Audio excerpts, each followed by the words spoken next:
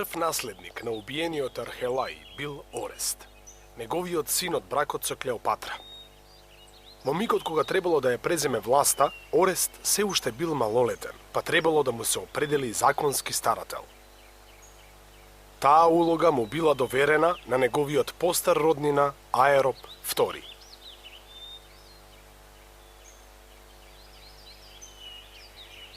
Но Аероп имал други планови. Наместо да управува со кралството, се дур младиот Орест не стане полнолетен. Тој си ја присвоил кралската власт само 3 години откако бил назначен за старател.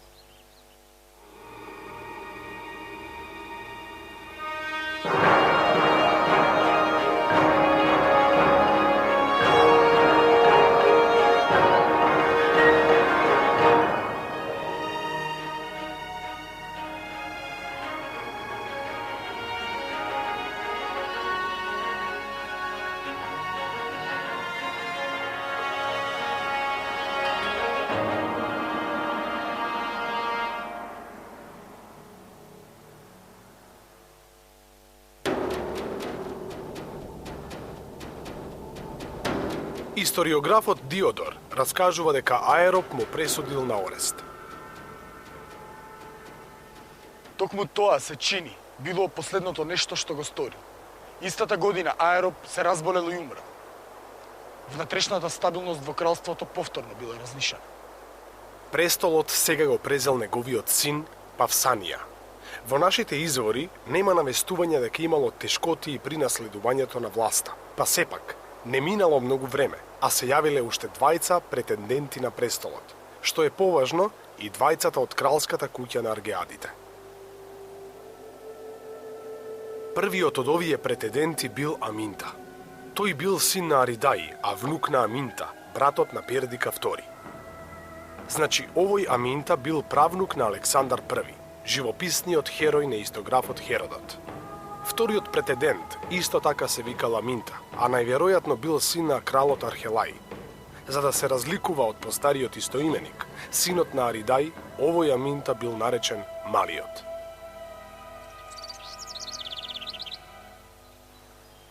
Според се, Аминта Малиот прв се судрил со Павсанија и му го оспорил правото на престол. Можно е дека извесно време владееле паралелно.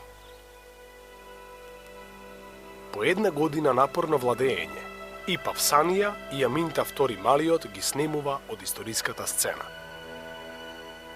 Диодор раскажува дека Павсанија бил убиен од Аминта Постариот, синот на Аридај. Од друга страна, филозофот Аристотел запишал дека Аминта Малиот бил убиен од елименскиот Басилеј Дерда, и тоа поради лични мотиви кои немале никаква врска со престолот и неговото наследување. По убиствата на Павсанија и Аминта Малиот, односите во семејството Аргеади биле расчистени. Семејното стебло на Пердика II згаснало, а за крал на Македонија бил прогласен Постариот Аминта, синот на Аридај. Овој крал, во науката наречен Аминта III, бил татко на уште тројца подоцнежни македонски кралеви. Па вака, за начинот на извршување на атентати, мислам дека два најдобри примера се за Александар II и за Филип II. Значи, Александар II е жртва на политички атентат за време на празник, додека се играл еден танц телесија, тоа е воен танц кој што се игра со меч. Он убиен тогаш и се претпоставува дека убиците преку овој танц го имаат скриено нивниот злостор, значи за нивното убиство. Исто така може да се спомни за Филип II, нели, кога влегува на театрот за време на свадбата на неговата ќерка Клеопатра и Александар од Епир. Он влегува без неговите телесни чувари и е убиен од Павсанија. Значи со нож обично се извршуваат тие работи.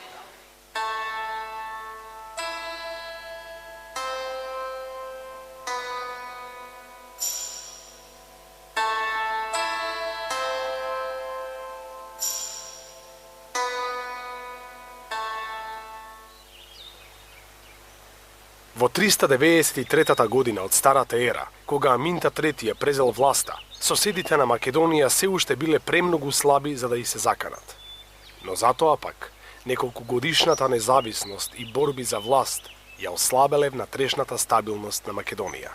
новиот крал требало да ги преземе првите чекори токму на тој план. Со цел повторно да се зацрсти кралството, Аминта се послужил со истите средства кои аргеадите ги користеле и дотогаш. Преговори со локалните владетели, сојузи за признавање на врховната власт на кралот, како исклучување династички бракови. Например, во времето на Архелај биле решени односите со Елимеја преку брак на елимејскиот Басилеј Дерда со керката на Архелај. Сега пак Аминта ја зел за жена Евридика, керката на бунтовниот Сира. Со тоа успеел да приврзе и да придобие дел од областите во Горна Македонија, кои дотога жестоко и се опирале на централната власт во Пела. На тој начин, непосредно откако ја презел кралската власт, Аминта III успеал значително да го намали отпорот кон власта на аргеадите и со тоа да обезбеди поволни услови за понатамошен развој на кралството. Токму во ова време, на западните граници на Македонија повторно зајакнале старите непријатели – илирите. Според се, илирите во ова време се уште немале единствена држава. Тие биле организирани во племенски сојуз, собран околу еден предводник, енергичниот Бардилис. Македонското кралство вкрстувало оружје со илирите многу време пред Аминта. Овие западни соседи често навлегувале во Горна Македонија. Најпознати се битките од времето на Пердика II и неговите авантури со спартанецот Барсида. Сепак Диодор пишува дека овој пат заканата за кралството била многу посериозна. Илирите се втурнале во плячкање и освојување. Во еден миг, Аминта бил принуден да замине од престолнината и да се засолни кај неговите пријатели во Тесалија, а власта во Македонија ја презел некој си Аргај.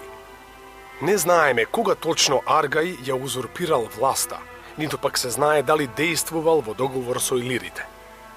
По само 3 месеци Аминта искористил помошта на тесалците и се вратил во своето кралство. Изворите не кажуваат ништо за тоа каков бил крајот на Аргај. Откако ја завршиле оваа авантура, илирите известно време се држале настрана од Македонија, можеби зашто Аминта им плаќал данок. Се до смртта на Аминта во 369 од Старата ера не е забележан ниту еден друг илирски напад, нема ниту записи за други претенденти на македонскиот престол. Кралот не можел да назначи престолонаследник, туку можел да ја покаже само својата наклоност кон одреден син. Таа наклонетост македонските првенци ја презентирале пред Македонското собрание, односно сите военоспособни мажи во Македонија. Кралот бил избран од тоа собрание. За да се стане крал исто така, морало да престолонаследникот потенцијален морал да биде психички и физички здрав, спротивно се сметало дека не може да ја води државата, да управува со неа.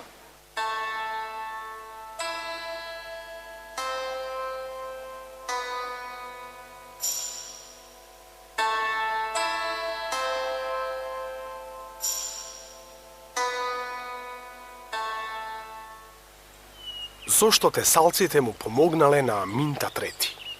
Династијата Аргеади уште од најрано време одржувала блиски врски со тесалските аристократи. Во 400-та година од Старата ера, на повик на куќата на Алевадите од тесалската Лариса, кралот Архелај повел војска против тиранинот Ликофрон од Фера. Откако ги завршил воените дејствија со успех, Архелај го ставил под македонски протекторат најголемиот дел од Северна Тесалија.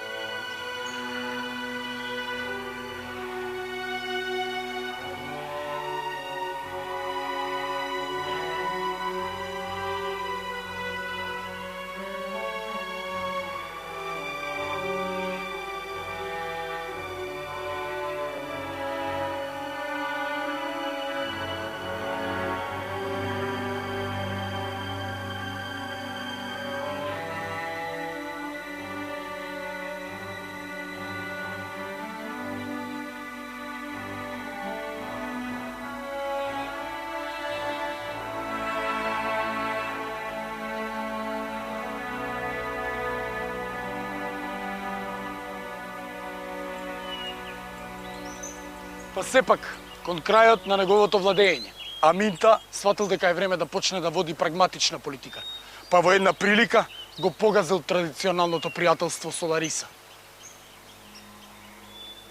Во тоа време, Јасон, тиранинот на Тесалската фера, станал мошне моќен и влијателен. Тој намислил не само да ја освои цела Тесалија, туку и да го приграби предводништвото во цврстиот Тесалски сојуз. За да го постигне тоа, Јасон го прогласил за незаконско олигархиското уредување во Тесалија, со што ја укинал власта на сите аристократски семејства. Наместо да им помогне на алевадите и да му застане на пат на гордиот Јасон, Аминта се решил за поинаков потек. Тој сватил дека тиранинот од Фера станал способен и мошне влијателен сосед и затоа склучил политички договор со него. Во блиското соседство на Македонија постоел и сојузот на хелените од Халкидик, основан во мугрите на Пелопонеската војна, и тоа токму по наговор и со помош на Пердика II. Односите на Македонија со Халкидичкиот сојуз се развивале по сосем поинаква линија. Откако стивнале непријателствата меѓу Атина и Спарта, и Халкидик бил оставен на мир и не можел да действува самостојно. Целата дотогашна политика на сојузот била условена од потфатите на Спарта и на Атина. По завршувањето на војната, таа веќе не важела, па Халкидик и Македонија се нашле исправени пред нови цели. Аминта III требало да воспостави добрососедски односи засновани врз обостраната полза. Ова му требало за да ја заштити и потикне економијата на кралството, но и затоа што сакал да ја смири и обезбеди југоисточната граница на Македонија. Меѓусебните односи на Македонија и Халкидик останале забележени на еден договор најден во градот Олинд. Договор со Аминта Еридајов. Аминта Еридајов и жителите на Халкидик се договорија да бидат сојузници против сите други 50 години. Ако некој тргне да војува против земјата на Аминта или против Халкидик, жителите на Халкидик да му помогнат на Аминта, а Аминта ним. Се дозволува извоз на катран, дрвна граѓа и други градежни материјали за бродоградба, освен дрва оделка. Се дозволува извоз на сите други стоки. Аминта и жителите на Халкидик не смеат самостојно да склучуваат мир со амфиполците, ботјајците, акантијаните и мендајците. Ним ке им се понуди заеднички мир, само ако двете страни се согласат на тоа. Но договорот што требало да трае половина век, набрзо бил раскинат. Изненаден од нападот на илирите, Халкидик воопшто не му помогнал на Аминта, туку чекал да види во која насока ќе се разврзат настаните. Аминта се вратил од Тесалија и повторно заседнал на престолот во Пела, но сојузот веќе ги освоил пограничните македонски области и не сакал да ги врати. Аминта побарал да му се вратат неговите територии. Халкидик одговорил со многу пати користената парола – слобода за градовите, и прогласил почеток на непријателствата. Разбирливо, договорот веќе не важел, Македонија и Халкидик веќе биле во војна. Ме слушаш? Те слушам. Во прво време, војската на Халкидичкиот сојуз покажала извонредна сила и способност. Хелените успеале да продрат длабоко во Македонија, дури и да влезат во Пела.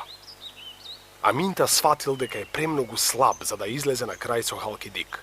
Дошол час хоплитите на Спарта, најголемата копнена хеленска сила, повторно да се појават на северното крајбрежје. Овој пат со целосно одобрување од македонскиот крал. Значи Аминта побарал помош од Спарта, тогашниот предводник во светот на хелените. Пролетта, 382 година од Старата ера. 2000 спартанска војска се упатила кон север. На нејзиното чело одел кралот Евдамида. По неколку првични успеси, по кои бил освоен и градот Потидаја, војната почнала да се одолговлечува. Спартанците ги пречекал огорчен отпор од местното население. Историографот Ксенофонт запишал: од Аминта се бара да најми платеници и да ги потплати локалните владетели во Горна Македонија, за да ги придобие како сојузници. Следната пролет стасале засилувањата од Спарта на чело со кралот Агесиполит.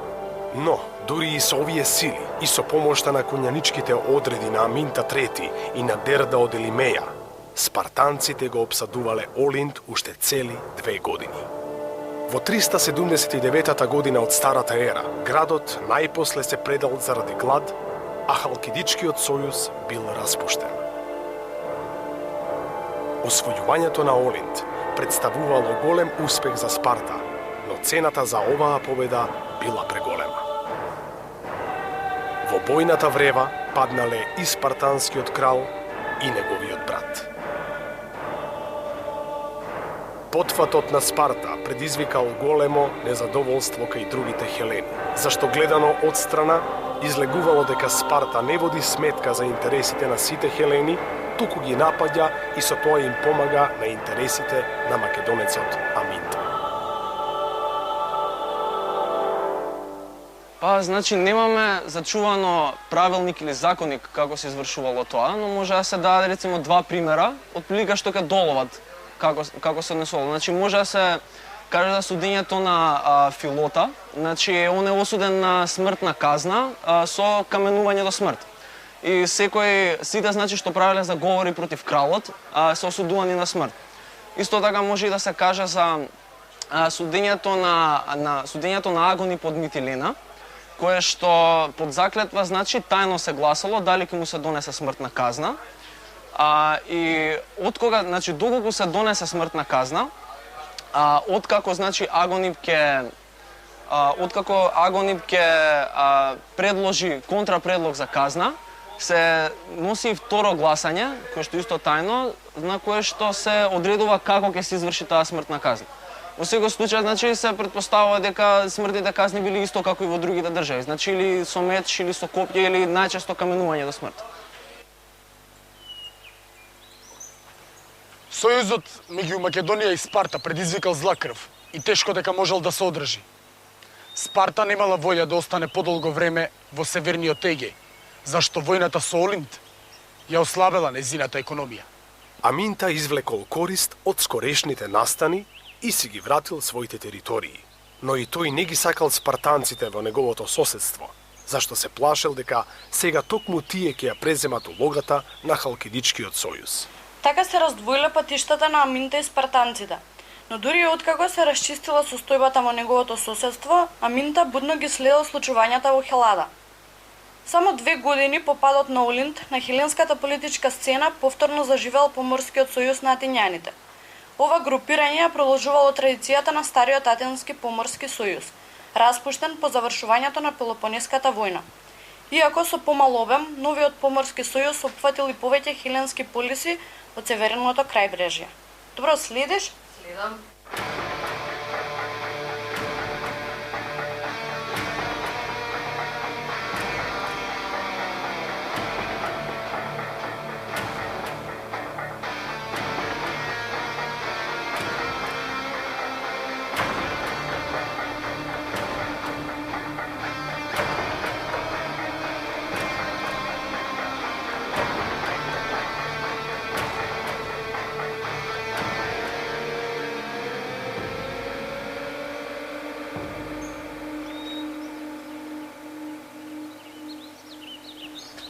Во часот на смртта на Аминта III, Македонското кралство било стабилно и силно.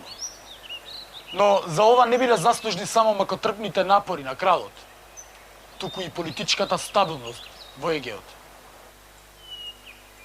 Неприликите на хеленските полиси станувале се посериозни. Се продлабочувала економската криза во која западнале хеленските градови, а сето тоа и одело на рака на Македонија. Па сепак, кусо време по смртта на кралот, се јавиле и првите обиди за повторно мешање однадвор. Повторно ги среќаваме традиционалните проблеми во македонската кралска куќа, борбите за престолот. Престолот во Пела го наследил Александар II, најстариот од трите сина што Аминта ги имал со Евридика, ќерката на Сира. Тој брзо се почувствувал доволно силен и способен да води агресивна надворешна политика. Најпрвин ја искористил долгогодишната неслога во Тесалија. Откако повторно застанал на страна на алевадите од Лариса, а против тиранинот од Фера, Македонскиот крал повел војска кон северна Хелада. По неколку значителни успеси, тој успеал да воспостави контрола над градовите Лариса и Кранон, каде што разместил македонски воени посади. Но наместо да го продолжи успешниот потфат во Тесалија, Александар II морал да се справува со превирањата во македонската престолнина. Неговите противници во Македонија го искористиле отсуството на кралот, па се побуниле и го прогласиле за крал Птолемај од Алорос. Птолемај бил возрасен и искусен дворјанин, маж на Евронија, сестрата на кралот. Во некои извори се спомнува дека во целата оваа мешаница Птолемај ја имал и поддршката на кралицата мајка Евридика. Римскиот историограф Јустин тврди дека меѓу двајцата се родила љубовна врска. Но текстот на Јустин и онака се смета за сомнителен. Така што тврдењата на римјанинот не можеме да ги сватиме сериозно. Настрана од проблемите со Птолемај од Алорос, раснела температурата и на тесалските боишта. Во исто време, кога алевадите го повикале на помош Александар II, другите тесалци побарале поддршка од Бојотија, новата голема хеленска сила, која токму тогаш го преземала предводништвото во Хелада. Македонските посади во градовите биле притиснати од силните бојотски одреди и не можеле да издржат долго.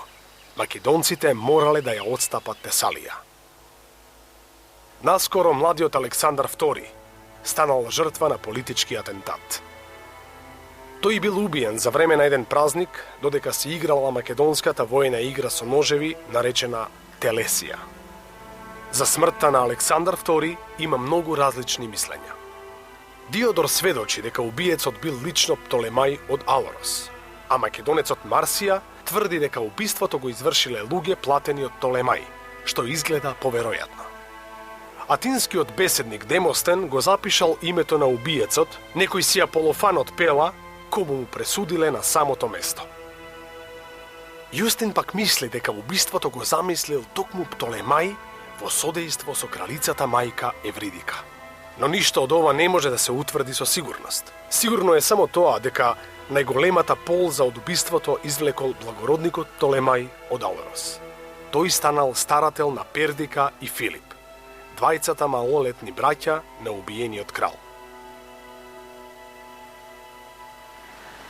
Постоја сознание зашто баш 16 кракото сонце е символ на македонската кралска куќа и на македонската држава. Инаку 16 кракото сонце е најчестиот и најкарактеристичниот символ, македонски символ во првата македонска држава.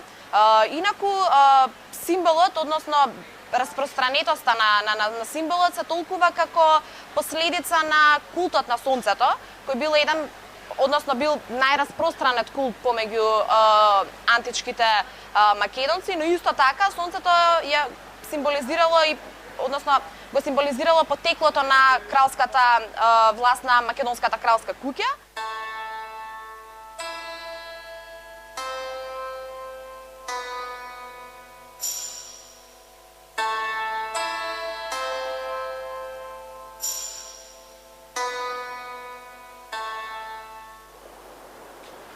Во текот на своето кралување, Аминта III ги направил сите своји напори да го стабилизира македонското кралство, но по сиве овие невојди, кралството повторно било сериозно разнишано.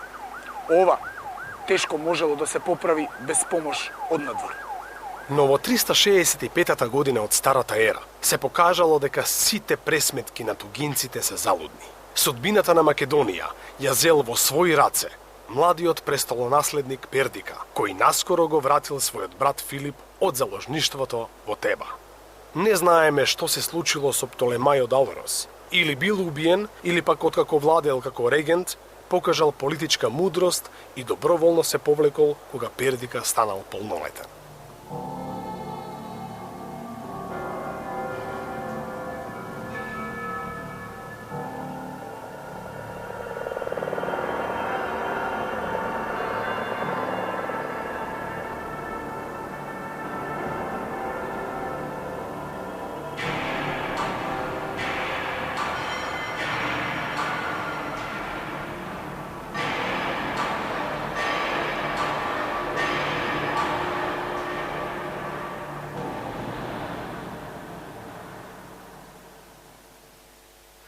Положбата на жената во античка Македонија, значи тие биле рамноправни со мажите, во општеството ги имале истата улога ја имале како мажот.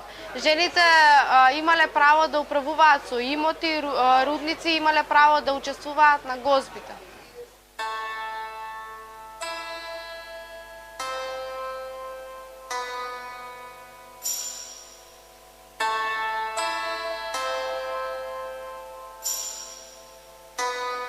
Во 362 од Старата ера, македонскиот крал војувал заедно со атинскиот војсководец Тимотеј. Пердика III се борел под бедемите на Амфипол, на Подидаја и пред уште неколку градови на Халкидик. Сепак Пердика никако не сакал македонската војска да стане орудие за спроведување на атинските интереси. Политичките односи непрекинато се менувале. Но слушате? Сите. Само тоа и крајме. Ова ми е домашна, еду што овој дел. Значи, незадоволни од атинската политика, градовите на Халкидик веќе не представувале непосредна опасност за Македонија. Далеку на југ, Тебанецот Епамедона се уште ја загрозувала Атина. И така во 362 од Старата ера, еден македонски крал повторно ги ставил своите интереси пред било какво склучено сојужништво. Пердика III ги обновил непријателствата со Атина. Македонската војска била катастрофално поразена. Поразот од илирите на Бардирис бил забележан како најголем пораз во историјата на македонската држава. Со уште 4000 македонски војници, Пердика III за секогаш останал на бојното поле. И така, за само едно десетлетие, македонците и по трет пат го погребувале својот крал. Во часот кога македонското собрание го прогласило за крал Филип, најмалиот син на Аминта III, илирите се пробивале низ Горна Македонија, а соседите, под палка на Атина, биле решени за секогаш да му стават крај на македонското прашање. Сепак, настаните не се одвивале како што очекувала Атина. Во тој миг, ништо не укажувало дека наместо жртва, Македонија по само 30 години ќе стане најголемата сила во тогашниот свет.